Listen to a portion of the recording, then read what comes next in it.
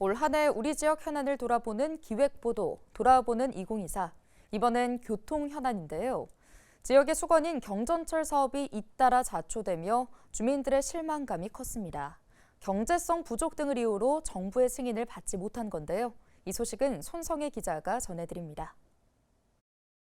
강북 횡단선은 사업성이 부족하다는 이유로 정부의 예비타당성 조사 문턱을 넘지 못했습니다. 지하철이 없는 양천구 신월동 주민들의 수건이었던 만큼 실망감도 큽니다. 사업을 추진하려면 노선 계획부터 다시 짜야 하는 상황입니다. 예타 탈락 이후에는 이란 노선으로 다시 예타 신청을 할 수가 없게 되어 있거든요. 바뀐 사업 여건이라든가 아니면 좀 사업 방식 이런 걸 좀 다시 재검토해가지고 좀 방안을 마련한 다음에 다시 기재부 예타를 좀 해봐야 되는. 나서는 민간 사업자가 없어 표류하다 서울시 재정사업으로 돌린 목동선도 사실상 다시 원점입니다. 3년 가까이 예비타당성 조사 단계에 멈춰 있었는데 강북 횡단선과 같은 이유로 예비타당성 조사에서 탈락했습니다. 강남 집중으로 모여질 수밖에 없는 거죠.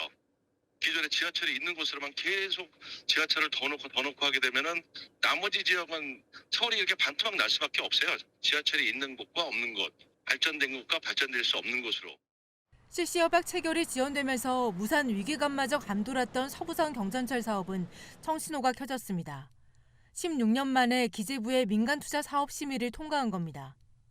서부선은 그동안 총사업비 협상 난항, 투자자 이탈 등 우여곡절이 있었지만 저희들이 요구하는 금액과 그 업자 측, 민투 사업자 측에서 요구하는 금액이 한 50억, 60억 정도 차이가 좀 납니다. 제일 첫 번째 요건은 당사자가 합의에 의해서 가져오는 안이 제일 중요합니다라고 이야기를 합니다. 그러면 결국 우리는 그래서 합의하는 방법은 사업자 측이 우리의 예산을 받아들이든지 아니면 우리가 사업체 예산을 받아들이는 방법입니다. 지난 10월 마련된 민간투자 활성화 방안에 따라 공사비 특례를 적용받으면서 사업이 한 발짝 앞으로 나아가게 됐습니다. 서부선은 은평구 세전역에서 출발해 관악구 서울대 입구역까지 가는 노선입니다. 서부선이 개통되면 서울 서부 지역의 교통 혼잡이 완화되고 지역 균형 발전에 크게 기여할 것으로 기대를 모으고 있습니다. 헬로티비 뉴스 손성혜입니다.